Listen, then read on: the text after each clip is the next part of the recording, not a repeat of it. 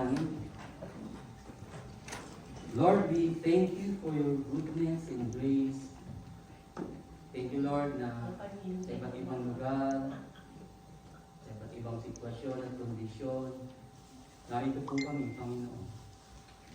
At ito po yung kilos niyo, O Diyos, upang meron kang inilaan, upang tanggapin namin, O Diyos, ang inilaan mo para sa amin. Dahil ito po ang pangako mo, Panginoon, na as we gather together in your name, you are in our midst. Have your way, Lord, encounter each one of us in a very special way. Bless us, fill our hearts, Lord, ng mga bagong bagay. Do something new in our life, O God. Renew our mind, Lord. And encourage mo ang bawat isa. Comfort mo ang bawat isa. Patunay ang puspusin mo po ang bawat isa ng inyong banal na Espiritu. Ang aming puso, Panginoon, puspusin mo ng pagmamahal mo. Salamat po aming Ama. Have your way, be glorified in our name. In Jesus' name, Amen! Amen! So, praise God. So, Merry Christmas po sa inyong lahat. Merry Christmas po. So, ang theme po natin ngayon ay When the Light Shines in the Darkness. Amen. So, basahin po natin ang ating theme verse. Sabi si John chapter 1 verse 5. The light shines in the darkness, and the darkness has not overcome it. So, kung titingnan po natin ang verse natin ngayon, makikita po natin dito ang dalawang mahalagang salita. Ang una pong mahalagang salita ay yung light, no? At alam po natin ang ilaw ay natural na nagliliwanag. Then pag hindi po nagliliwanag yan, ay hindi po yan light. Amen. So, yan po kasi ang nature ng ilaw o light. Siya po ay nagliliwanag. Ang pangalawang mahalagang salita po ay darkness or kadiliman. At sabi po sa Bible na ang mundo po ay nababalutan ng kadiliman at pati ang mga tao ay nasa kadiliman. Yan po ang sabi sa Bible. Sabi po sa Isaiah chapter 60 verse 2 letter 8, See, darkness covers the earth, and thick darkness is over the peoples. So, bago po matapos ang taong ito, nakita po natin ang kadiliman na bumabalot sa mundo at sa mga tao na nagdudulot ng takot sa marami. Maraming sakuna ang na nakita natin na dumaan. Malakas na lindol sa iba't ibang dako ng mundo. Malalakas na bagyo, super typhoon. Digmaan sa iba't ibang bansa. Marami ang namatay. Mga salot at sakit na dumadako sa tao. Ang ubo dati, isang linggo lang, tapos na. Ngayon, isang buwan na, may ubo pa rin. Iba na ang ubo ngayon. Tama po ba? No? Akala mo, magaling ka na. So, iba na po ngayon ang sakit na dumadapo po sa tao. May sakit na naman, may virus na naman na nababalitaan tayo ngayon. So, nakikita po natin ang mga bata at matatanda na pinapatay. Nakawan dito, nakawan doon. Patayan dito, patayan doon. Siraan dito, siraan doon. Mga bully, cyberbully. No? Yan po nakakatakot eh. Mabully po tayo. Cyberbully. No? Kilala niyo po ba si Badjawker? Sino dito ang Badjaw? Badjawker. Siya po ay na-discover nung siya po ay namamalimos. Doon po siya ay naging artista. So, dumating po ang panahon, itong nakarang araw, si Badjawker po ay nag-online selling. At doon siya po ay binuli ng mga ilang tao. At talagang below the belt. So, imagine mo yung mga nambubuli na yon, nagtatrabaho ng maayos ang tao. Napaiyak po mismo sa online. No? Yung si Badjogger. Di ba darkness ang tao? So, nandiyan po yung immorality, depression, sobrang kalungkutan na hindi maintindihan kung saan nanggaling. Bigla ka na lang malulungkot, na hindi mo maintindihan. Sabihin sa inyo tabi, malungkot ka ba?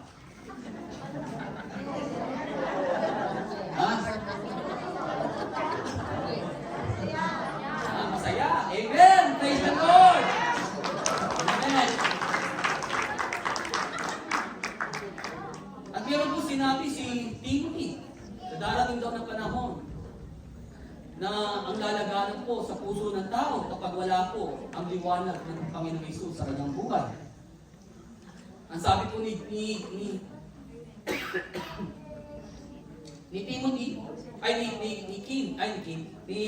ni Paul kay Timothy, but know this, that in the last days, perilous times will come. 2 Timothy chapter 3, verse 1 to 5. Perilous times will come. Sabihin, napakahirap na panahon ang darating. Bakit?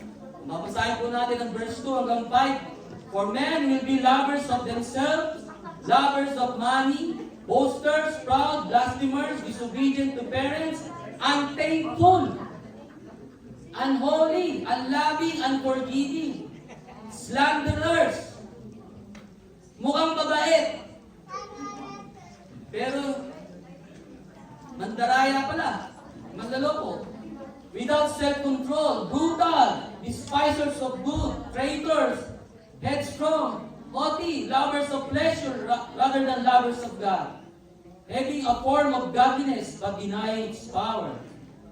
And for such people run away. Amen. Hallelujah. Yan po ang kalagayan, no, ng mga taong nababalot ng kadiliman o wala ang liwanag ng Panginoon. Pero sa mga panahon pong ito ng kadiliman, ang usapan po ay hindi kung ano ang meron ka, kundi kung sino ang meron ka. Amen. Amen. Ang presensya po ni Jesus sa ating buhay ang siyang magbibigay sa atin ng tagumpay sa panahon po ng kadiliman. Amen. Hallelujah. Makikita po natin, maiwalitan natin ang bumabalot na kadiliman sa mundo. Pero dahil merong Jesus, mapapagtagumpayan po natin yan. Amen. Amen. Si Jesus ang ilaw na dumating sa kadiliman ng mundo upang magbigay ng liwanag sa mga nababalot ng kadiliman. Hallelujah! Yan po ang good news ng Pasko. John chapter 8 verse 12, sabi rito, sabi ni Jesus, I am the light of the world. If you follow me, you won't have to walk in darkness because you will have the light that leads to life. Amen?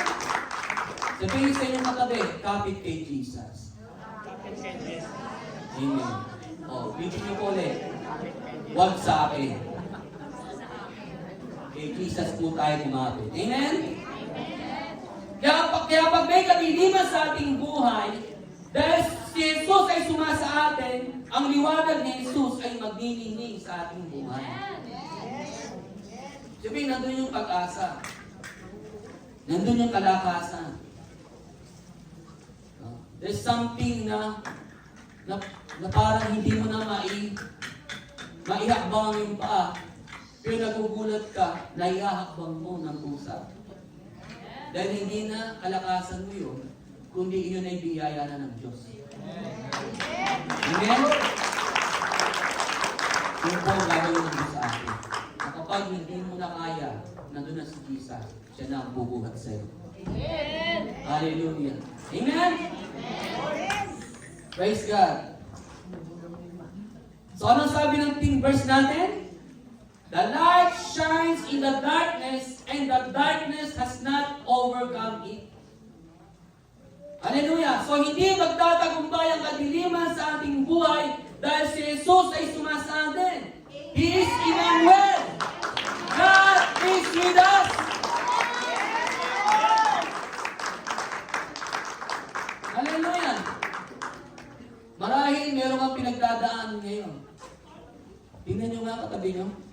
ba may pinagdadaanan? Ha? Ha? Dumaan na? Dumaan na pala. Nalampasan na. Praise the Lord. Amen. Amen. Ito ang huwag na huwag mong kakalimutan. Na minsan nakakalimutan natin. Kasama mo si Lord. Yan ang mensahe ng pastor. Matthew chapter 1 verse 23. Ipinahayag ang unang Pasko. Behold, the virgin shall conceive and bear a son, and they shall call his name Emmanuel, which means God with us. So, Pasko po ay lagi nagpapaalala sa atin taon-taon, no, na kasama mo ang Panginoon. Na kung ikaw ay kakaba sa darating na taon, nandiyan ang Pasko na nagpapaalala sa atin, kasama mo si Jesus. Hallelujah! Ang Diyos po ay sumasa atin upang tayo iligtas sa kadiliman ng mundong ito. Siya lang po ang natatangi nating pangahawakan. Ang Diyos po ay sumasa atin upang tayo po'y mabuhay na matagumpay sa madilim na mundong ito. Ang Diyos po ay sumasa atin sa anumang kondisyon, anumang sitwasyon, sa lahat ng oras, ang Diyos ay para sa atin. Hallelujah! So may mga ilang bagay lang po ibabahagi patungkol po na kapag ang liwanag po ay nagdingning, no, sa ating madilim na buhay. Ang unang-una po ay, ito po ay nagbibigay ng buhay. Amen? Amen. Brings new life. Kita po natin ang patutupo ng mga kapatid natin dito. Sinorkat na lang po yan. Pero kapag narinig niyo po yung kabuuan, lalo po kayo sa Teohashi. Doon yung naririnig ang kabuuan. Ay talagang mabibless po kayo at ma-amaze kayo sa ginawa ng Panginoon. Na talagang imposible po na talagang baguhin. Pero sa isang pakikinig lamang ng mabuting balita ng Panginoong Hesus, tumanggap siya ng bagong buhay. Nagdiwanag po ang buhay. Amen.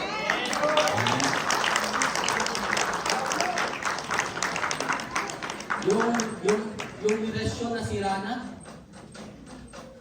nung nagtitiis na lang ang dalawa, pinagtatsagaan na lang. Pero alam niyo po ang ginawa ng Panginoon? Yung pagtatsaga na uwi na sa ilang na ilang. Ano na po tawagan ang tawagan na nila ngayon, na babes. Babes na ang tawagan nila. And then, na-restore po ang pag-ibig ng bawat isa. Na-restore po ang pagmamahalan na talagang parang sirang-sira na. Na parang imposible na kung ma-restore. Pero ang Diyos ko, i-restorer ng relationship. Amen? Yan po ang ginagawa ng Panginoon. Siya po ay nagdadala ng bagong buhay. Marahil may mga panalangin tayo ngayon. At matagal na natin pinapanalangin. Huwag kang nanguna. Huwag tayong magsawa sa pananalangin natin. Hapit lang sa Panginoon. Dahil makikita po natin sa tamang panahon na itinakda ng Diyos, makikita natin ang liwanag ng kaluwalhatian ng Panginoon sa ating mga pinapanalangin. Amen? John chapter 10 verse 10, sabi po dito ni Jesus, "The thief comes only to steal, kill, and destroy." Yan po si Satan. Kaya napuspos po ng kadiliman ng mundong ito dahil po kay Satan. Pero dumating ang liwanag, si Jesus Christ. Sabi niya, "I have come that they may have life and have it to the full." Hindi lang basta buhay, kundi satisfying life. Todong-todong buhay ng masagana. loob ng Panginoon. Ano yung pag nagbigay si Lord? Todo. Sabihin sa inyo katabi, todo. Amen. Hallelujah. Amen. So pag sinabing life, ba? Life? Yung life? Sa natural na kaisipan, pag may life, makikita natin may nabubuhay. Bibigay ng buhay. Amen? So si Jesus nagpunta kung magbigay ng buhay at ng kasaganaan ito. Pero dahil po ang kondisyon po ng tao, sabihin, wala talagang buhay ang tao. Patay siya sa harapan ng Diyos. Kaya sinugo ng Diyos si Jesus Christ, the light of the world. Sabi sa Romans chapter 5 verse 12, sabi dito, ano sabi po dito? Ang kasalanan ay pumasok sa sanlibutan sa pamamagitan ng isang tao at ang kamatayan ay pumasok sa pamamagitan ng kasalanan. Dahil dito, lumaganap ang kamatayan sa lahat ng tao dahil ang lahat ay nagkasala. So makikita po natin sa verse na to, dito po, sa verse dito, nang nagkasala po si Adan doon sa Garden of Eden, nakapasok po ang kasalanan sa sangkatuan at ang kabayaran ng kasalanan ay kamatayan. So ibig sabihin, naghari ang kamatayan sa sangkatauhan. So ibig sabihin, tayo po ay patay sa harapan ng Diyos. Tayo po ay patay sa mga spiritual na bagay. Tayo po ay patay sa pagkakilala sa tunay na Diyos. So hindi po natin maintindihan ang Diyos sa ating kaisipan. Yan po yung sabihin ng patay. Hindi po natin maunawaan ang Diyos sa ating mga emotions, sa ating damdamin. Tayo po ay patay sa layunin ng Diyos para sa atin. Amen? Tayo po ay patay sa mga bagay na mula sa Diyos. Tayo po'y patay sa mga pamaraan ng Diyos. So hindi po natin alam ang tunay nating patutunguhan. At hindi po natin alam ang tunay na daan patungkol sa mga buluhan, mapayapa at eternal na buhay. Hallelujah!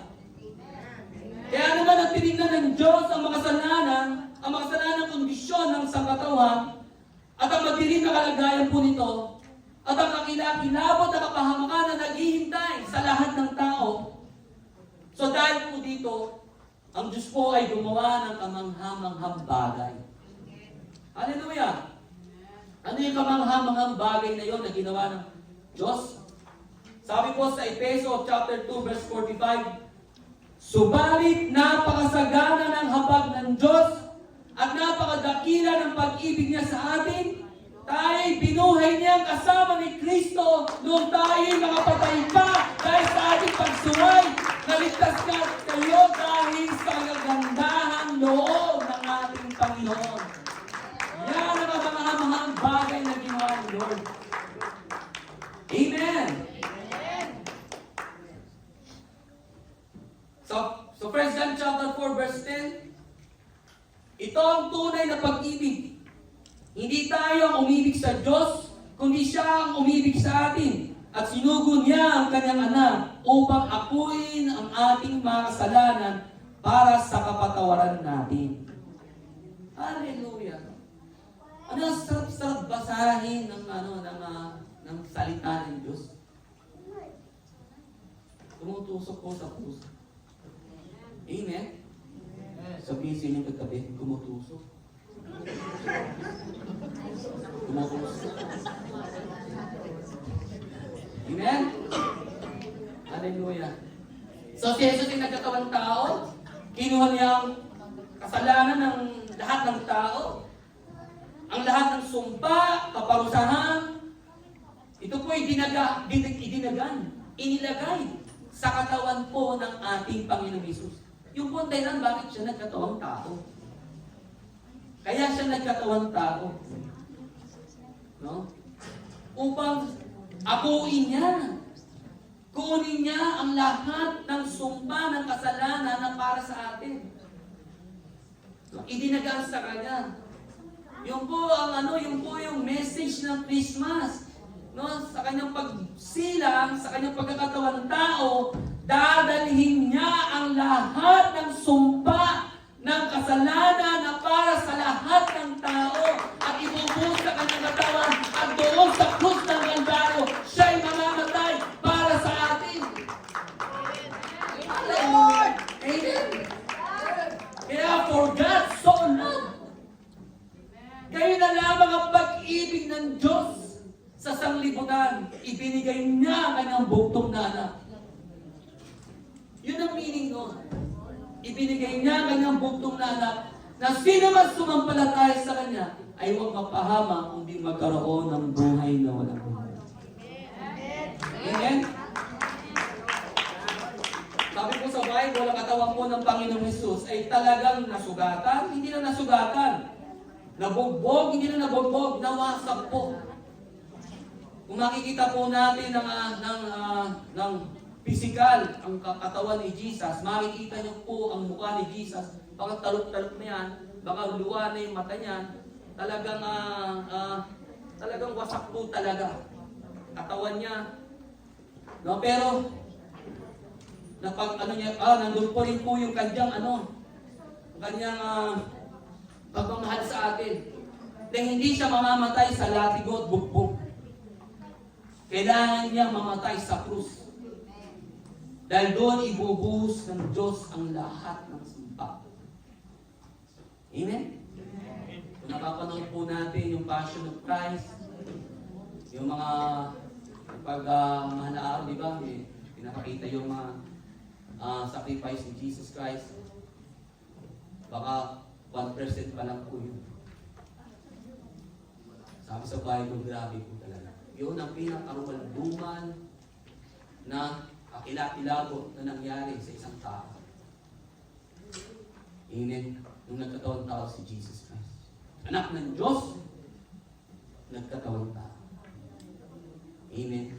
Hindi naman pwede iligtas tayo ng Diyos na siya ay Diyos siya at binubugbog siya. Hindi tatalab yun. Amen? Kailangan niyang magkatawang tao, no, on our behalf. Dahil nagkasala tayo sa isang tao, kailangan naman tayong iligtas ng isa pang tao. Sabi sa Bible, lahat nagkasala, walang matuwid, wala kahit isa. So, walang qualified na tao. Anong solusyon ng Diyos? Kanyang anak. Nagkatawang tao. Inubad niya ang kanyang pagkalos. Siya ay nagkatawang tao. Amen? Amen. Yun po ang nangyari. Hallelujah.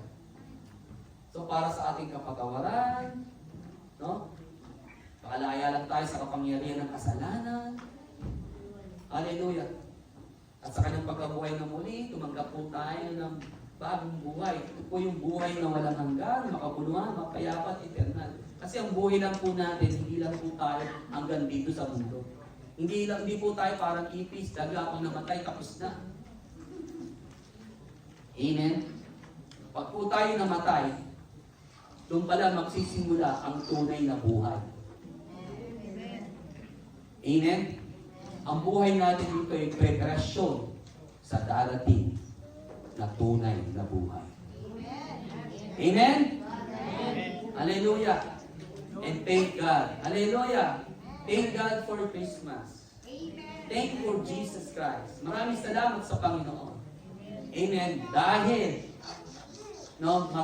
matapos ang buhay mo dito, doon na magsisimula ang napakasarap, napakasaya na buhay sa piling ng Panginoon.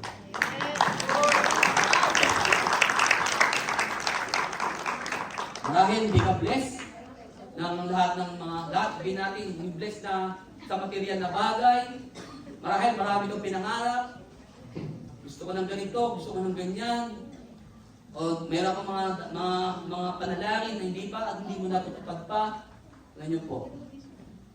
Doon na yung pagdating ni Lord, kung matapos ang buhay natin doon.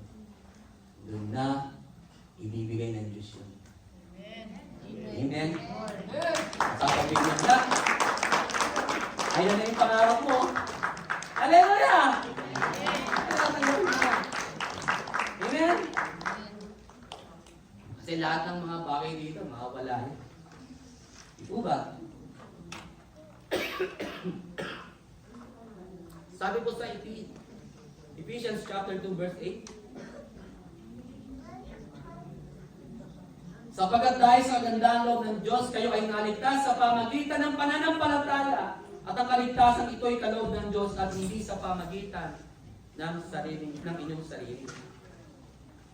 So, dahil sa ginawa ng Panginoong Hesus sa krus, tayo ngayon ay tatamasa na, no? Ng dakilang relasyon, no? Natin sa Panginoon. Ha? May enjoy na natin yung, you will enjoy our wonderful relationship with God. Okay, kasi noon, hindi tayo makakonect kay Lord. Hindi natin maintindihan sa isip, sa emosyon, sa pakiramdam. Lahat patay tayo, no? Sa makalangit na bagay, eternal na bagay, sa mga bagay patungkol sa Diyos. Pero ngayon, amen, dahil kay Jesus Christ, sa kanyang ginawa, amen, connected ka na kay God. Ito po ang dahilan kung bakit na sinugo ang banal na Espiritu. Ito ay tumira sa atin. Connected ka na kay God. Amen? Amen. Amen. No? So, maunawaan na natin ang mga bagay patungkol sa Diyos. Maunawaan na natin sa ating kaisipan ng Diyos. Maunawaan na natin sa ating emosyon ng Diyos. Mararanasan na natin ang realidad ng presensya ng Diyos sa ating buhay. Mararanasan na natin ang payo, gabay at patnubay ng Panginoon. Sa pamagitan ng banal na Espiritu na sumasa atin. Makikita na natin ang kabutihan ng Diyos dahil sa bagong buhay na pinagkaloob niya sa atin. Amen? No? Makikita at mararanasan na natin ang kabutihan ng Panginoon. No? Sa ating pagtitiwala sa Kanya. Hallelujah! Alam niyo po ba ang kondisyon ng taong nababalot ng kadiliman? Kasi sa kanina, di ba? Ang tao ay nababalot ng kadiliman. Hindi niya makikita ang kabutihan ng Diyos kapag gumawa siya. Basahin natin si Jeremiah 17:5-6. Cursed is the man who trusts in man and makes flesh his strength. For he shall be like shrub in the desert, and shall not see when good comes. Hallelujah! Amen! Hindi mo daw makikita. Kasi ang mga taong nababalot sa kadiliman, ang nababalot na kadiliman, ito yung wala silang connection sa Diyos. Amen? Amen! Hallelujah! So wala yung pagtitiwala nila sa Panginoon. Kaya naman, kapag gumawa ng mabuti ang Diyos, hindi niya nakikita. Di ba, meron ngayon ano na, pinakita mo na lahat ng kabutihan, bakit pa rin nakikita? Di ba? Di ba? Eh, ang ganda niya. Ako, make-up lang yan.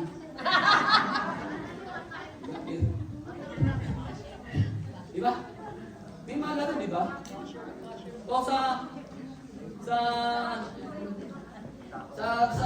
taong walang tunay na relasyon sa Panginoon. Isang to, hindi niya nakikita ang kabutihan ng Panginoon. Kaya, doon, napitin. Discouraged, disappointed.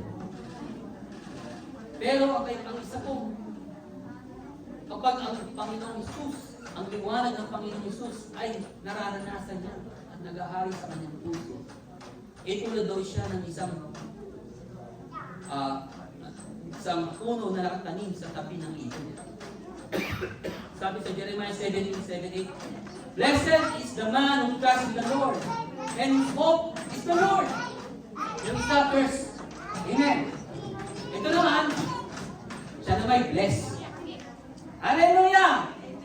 Sino dito ang nagtiwala ng kanyang buhay sa Panginoong Hesus? Taas na kamay! Hallelujah! Sino dito ang pag-asa niya ay si Jesus Christ? Taas na kamay! Mapalad ka! Hallelujah!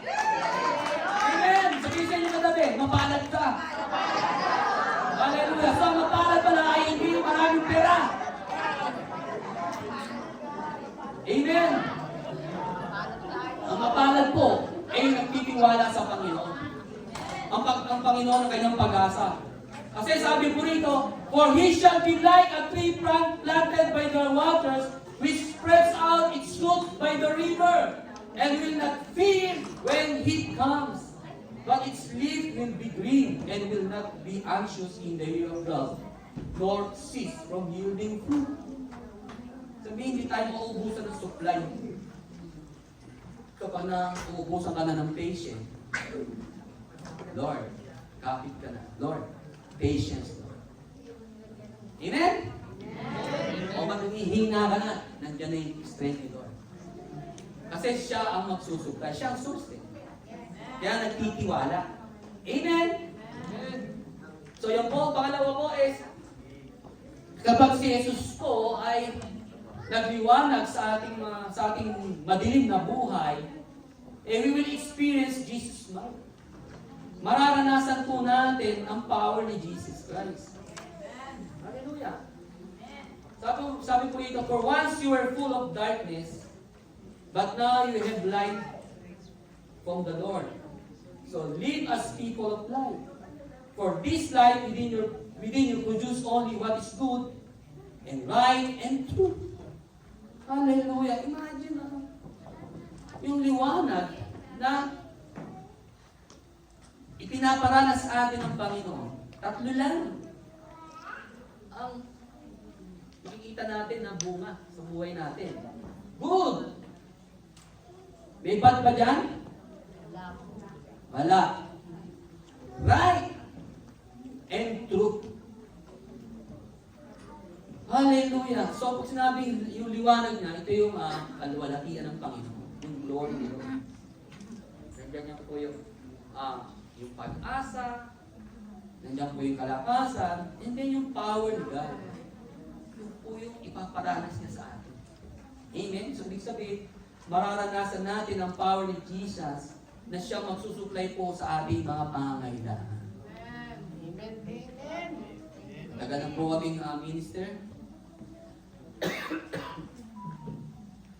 19 years na po kami dito at ako po ay magiging 22 years na sa magiging pastor.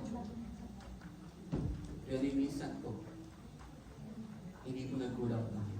Amen. Lord.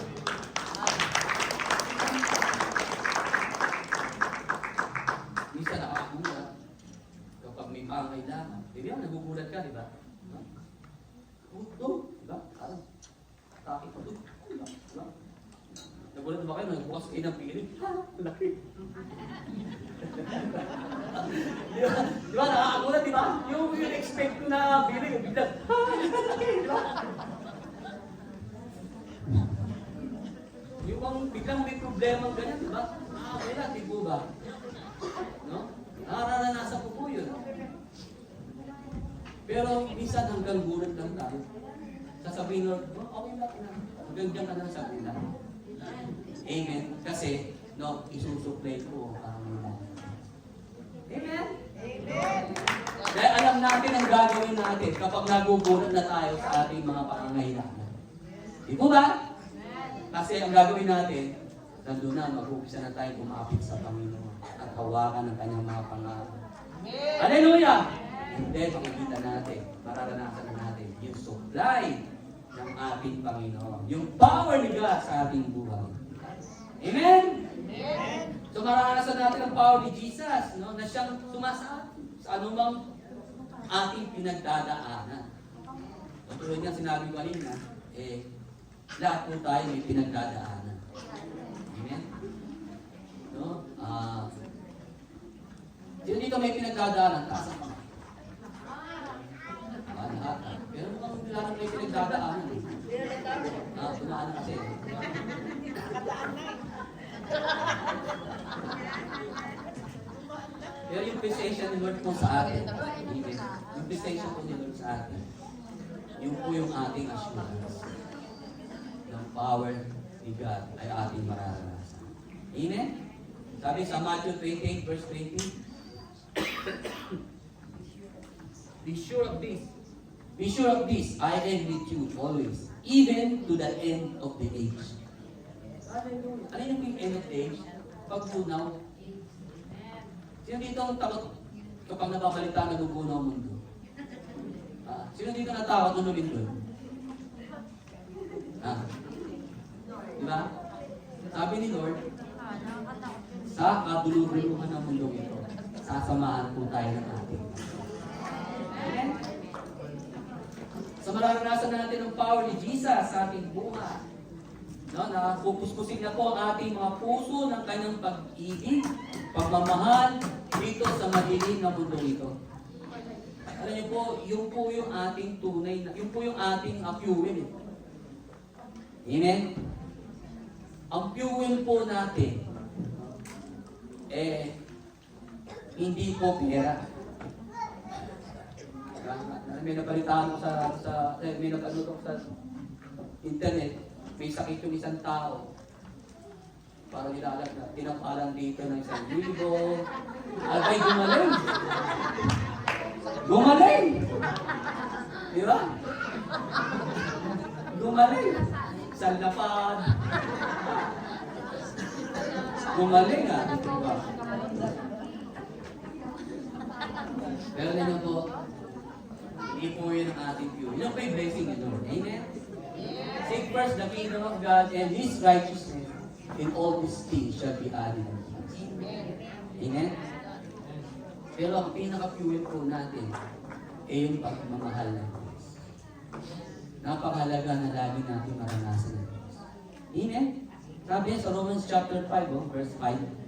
Sabi niya dito, and this hope will not lead to disappointment, for we know how dearly God loves us, because He has given us the Holy Spirit to fill our hearts with His love. Bakit yun ang sinabi niya? Para hindi daw tayo ma-disappoint sa ating pag-asa. Kasi yun ang pinaka-fuel natin. Yung pinaka-apoy natin. Para po tayo makapagbuko. Yung pagmamahal niya, yung po yung ating tagumpay. Yung maranasan po natin ng pagmamahal niya. Kasi doon po tayo nilikha. Nilikha po tayo ng Diyos dahil sa pag-ibig. Hindi lang yung walang magawa ang Diyos. Wala kang magawa nga sige ko. Di ba? No? Di ba meron tayo ba, pag wala tayong magawa kung ano ginagawa natin, no? Pag walang magawa kung ano dinodrawing, di ba? Di ba? Yung mga maestro na drawing, mga nagdo-drawing, meron silang na sa isip nila, sa puso nila, bakit nila dinodrawing yun? Bakit nila nag-paint? Amen? Hindi yung aladyama, aladyama pa yan na ganito. Yung aladyama, no? Sabihin, sinadya po tayo ng Diyos. Hindi po tayo sinaw, hindi po tayo aksidente. Amen? Ikaw ay narito dahil may dahilan. Dahil nilikha ka ng Diyos sa pagmamahal niya.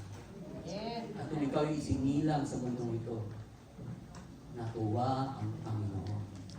Nakita ko ang aking masterpiece. Nakita ko ang isang tao na naman na pupuspusin ko ng aking pagmamahal. Yung dito yung mga tatay, nanay, nung nanganak po yung kanyang anak talagang gusto ng sabi ko ba? Yung talagang nandun po yung pagmamahal. Pero ang tao. Yung parang nagalak po ang kalangitan nung ikaw isinilang. Amen? Amen! Kaya pag sinasabi ng ibang tao, wala kang kwenta. Naging pansinin niya. Diba? May sinabi mga tao na hindi tayo pinapansin. Parang hindi tayo mahalaga sa ibang tao. Okay lang kung hindi mahalaga sa ibang tao. Ang mahalaga kayo. Mahalaga tayo dito. Amen! Ito ba? Dahil kayo yung maraming Diyos. No? Sa pag-ibig. Sabihin sa inyo ng tabi, ikaw ay sinadya. Hindi nagkamba. No? Sabihin mo ulit, kahit ganyan ka, mahal na mahal ka naman.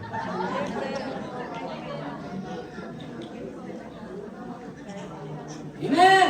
Hallelujah!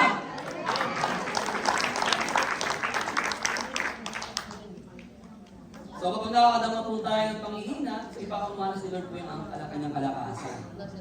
Amen?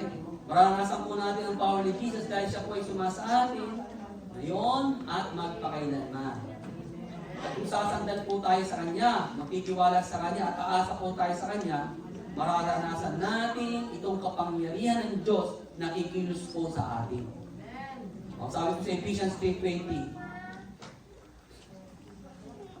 now all glory to God who is able through His mighty power at work within us to accomplish infinite more than we ask or think.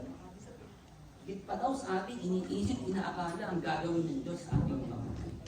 Alam niyo po, may bagong revelation kami ng mga taga-Toyohashi kanina eh. Pinakita na naman ni Lord yung kanyang Jesus Might. Yes. Yun yung kapangyarihan ni Jesus. Ako po ay papunta na po kami na Osaka. Yung bus na sinasakay po natin ay sumabit po sa rail. Sumabit po, gasgasan po talaga, gasgas po. Ngayon, parang nagkamali ako ng kasi iniwasan ko yung sasakyan na marap sa akin. Na naman ako, na alanganin ako dito sa isa, sa rin.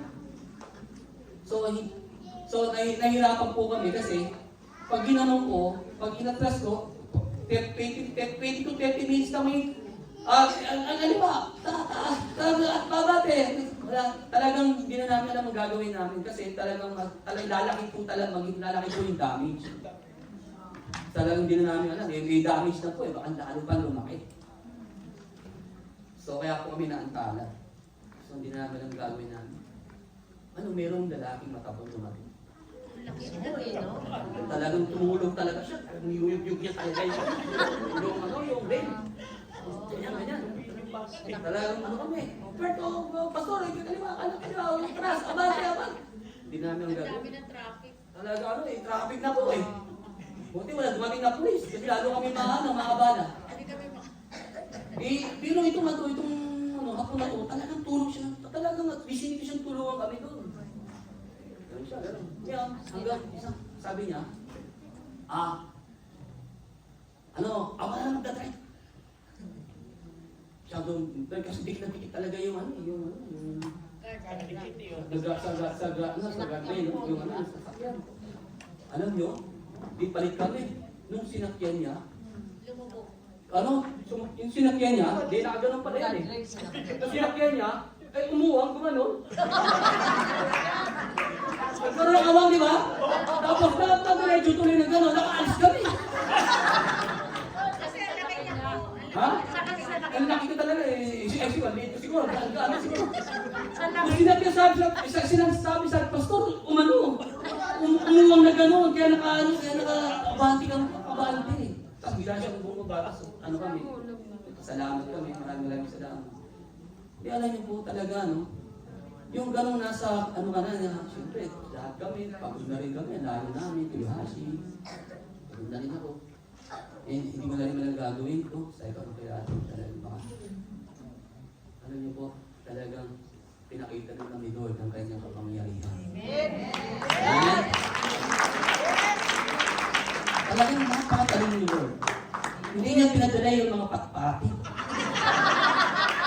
Kasi, hindi yung siya sabi naman nila Ruby, nila brother nung inupuan niya sa driver seat, biglang gumanon nagkaroon ng distansya sa doon sa sasakyan. Pinakmandaan tuloy kami. Hallelujah! Amen? Hallelujah! Sino yun? Si Jesus yun! Hallelujah! Kapangyarihan ni Jesus yun! Amen. Nagsugo siya. Hallelujah. If God wants to bless you, He will send someone to bless you. Amen. Sabi sa inyo din, salamat. Hallelujah. You are a blessing. Amen. Then, last na po ito. When the light shines in the darkness, we will shine. Tayo po ay magliling. Hallelujah. Sa 1 Peter chapter 2 verse 8, 1 Peter chapter 2 verse 9-10. But you are not like that, for you are a chosen people. You are royal priests, a holy nation, God's very own possession. As a result, you can show others the goodness of God. For He called you out of darkness into His wonderful light. Once you have no identity as a people, now you are God's people. Once you receive no mercy, now you receive God's mercy. Ito na tayo ngayon. Noon, wala tayong identity. Malayo tayo sa Diyos. Pero dahil si Jesus, amen? No, nagbigay ng liwanag sa ating buhay. Tayo ngayon ay may identity na. Tayo ngayon ay mga tao ng Diyos. Amen? Ang kagandahan po nito, tayo na daw ang tagapahayag ng kabutihan ng Panginoon. Ang ating buhay ay pagpapakita ng kabutihan ng Panginoon. Hallelujah! Amen? So, people need the Lord. Amen? Bakit? Because we live in times of darkness. Hallelujah! Mga tao, they need Jesus. They need the light of Jesus. Na siyang magliwanag po sa kanilang buhay. Upang yung nararanasan natin, maranasan din.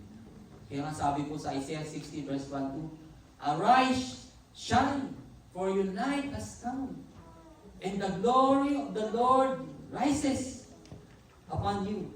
See, darkness covers the earth, and thick darkness is over the people. But the Lord rises upon you, and His glory appears over you. Ito na tayo. Amen? Ito ka. No, hindi ang nais ng Diyos, ito ang pinakanaisin ng Diyos na tayo po'y magningning.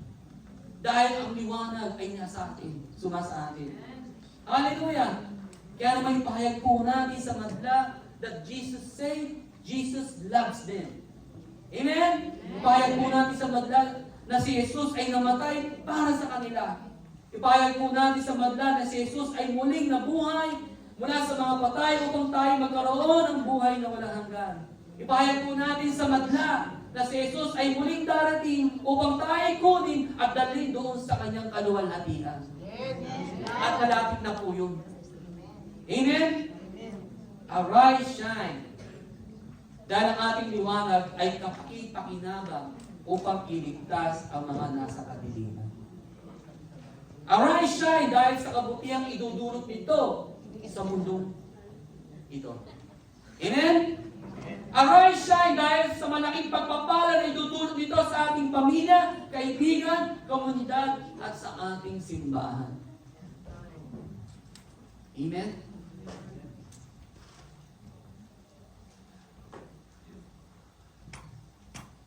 Nalungkot po ako nitong nakalita ko nakaraang linggo. Nabalita ko na yung aking boss. Naging kaibigan ko. Namatay na po. Sabi ng mga kaibigan ko sa group chat namin sa dati kong work sa Toyota Motors Philippines. 10 months daw siya nagbago. Cancel daw po kami. Pero alam niyo po, 30 years ago, nung ako ba'y bago pa sa Toyota Motors Philippines doon sa Laguna. Siya po yung aking nasira.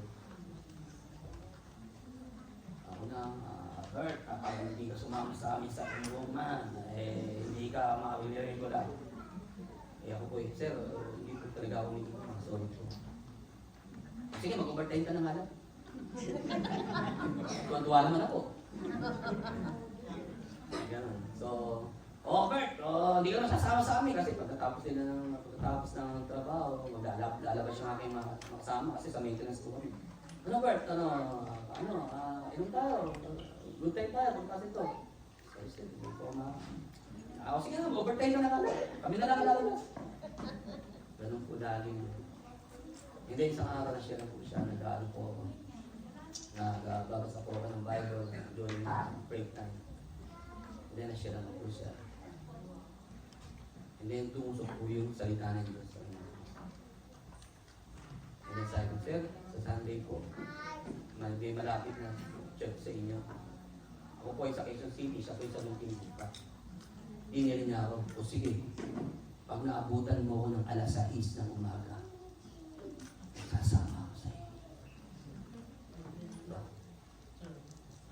ako. Sige po, sir. Ha? Basta maunahan mo ha. Maunahan mo. Kasi pag yun na, wala na ako. Ginawa ko, busy talaga ako ng ilang araw. Eh, layo po nun eh. Quezon City, Muntinlupa. Kaya naman naman sa atin, di ba? Traffic. Eh, bawang babasa, wala namang sakto. Talaga ano, tinak. Mag-aalas 6 na. Ang traffic pa rin sa kanila. Kasi sa Las Piñas siya nakatira eh. In church sila sa Muntinlupa. Talaga nga. In church na dadalhin ko. Sakto. Kasi sakto, nandun ako sa bahay mo. Wala na. Daan-daan na kung pumasok sa akin. Bukas ang pinto ah. Na? Pakita ko, nagmamatay na. Sir! Nagmamatay! Talagang gusto mo isama sa text ko ha. Isama niyo sa alas 6 eh. Ako isama ko alas 6 ako. Sige, sama na ako. Alam niyo, ditinala ko doon. Kaya kami, talaga ano yun. Talagang siya. Kinig ng salitanan ko. Tapos naantokan ko. Ginagawa ko, tataligo na ako. Pag-pray ko, dito na kanto, lumayas ka. Naalala ko, lumayas. Pagising siya. Alala ko yun. Nalala ko naman. Lumayas ka sa pangalan ng Jesus. Pagising na naman siya. Hindi na natulog, di ba? Then, nung nagpipray na, sabi ng pastor, kung nais mong tanggapin si Jesus, lapit ka rito. Hindi maraming mga lumapit. Isa siya sa lumapit. Alam niyo, time na yun, tinanggap mo si Jesus. Amen.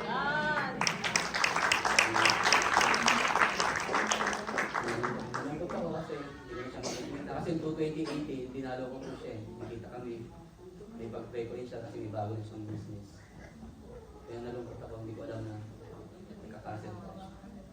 Nalungkot kasi ito po yung mundo. Amen? May mga bagay na hindi tayo makatakas. Yeah. Ang kailangan natin ay talagang kapit sa Panginoon. Diba? Namatay po siya. Pero sa puso ko, sinipin na ng Diyos ang kanyang kaligtasan. At tinanggap siya ni Jesus. Tinanggap niya si Jesus. Amen? Nagsapat natin. Tayo may assist si Jesus. Ba't parang corny? Alam mo,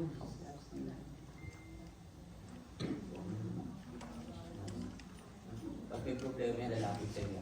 Pag mo naman ako, may problema. Amen? No? Kaya nga ako nasa bus eh. Nagantay ako ng bus sa bus. Nagantay po ako ng sa bus station. Nagantay po ako ng bus. May nakatabi ako. Ituwa kami. Yung sabi sa kanya, sige Brad, baka di na tayo magkita. Pero laging tatandaan ko. Ang kakalimutan. Kung sasabihin ko sa'yo, kung kita tayo, di okay po. Maganda, pero kung hindi na, ito ang laging tatandaan. Ano yun ba? Akala niya trabaho. Ano? Jesus loves you. Jesus loves you. Ano mo? Parang nag-iyak siya. Sabi niya, salamat. Amen? Amen. Hindi ko nagdadaanan din pala. Amen? Amen. So, napakalaga na maghari po ang liwanag ni Jesus sa puso ng maraming tao. Amen. Dahil ito ang naisip ng Panginoon. Kanyang kalwalhatian, yung kanyang pagmamahal, kapangyarihan, alahasan, pagmamahal. Amen? Amen. So, ang Panginoong Isus ay dumating dito sa mundo, mundong nababalot ng kadiliman para sa atin. Ano man ang kadiliman na ating nararanasan sa araw na ito, eh huwag po nating baliwalain. Kundi hingin natin sa Diyos na tayo ay kuskusin ng liwanag ng Panginoong Isus. Ang mga bagay na nagdudulot ng kadiliman ay hindi mawawala dito sa mundo. Tandaan po natin yan. Pero ang liwanag ng Panginoong Isus ay higit na dakila sa anumang kadiliman dito sa mundo nito. Sabi nga sa ating verse, sa ating king verse, hindi magagabi ng kadiliman ang liwanag. Amen? Kaya naman lumapit tayo sa liwanag ang ating Panginoong Yesus. Amen? Hallelujah! Na siyang dumating noon, isang gabi, no, noong unang Pasko sa lugar ng Bethlehem upang magbigay ng buhay at isang buhay na kasiyasiya. Lumapit po tayo sa Panginoon Jesus at hayaan po natin si Jesus ang maging ilaw ng ating buhay. Amen. Tayo po natin tumayo. Ngayon po, sasamba po tayo sa Panginoon.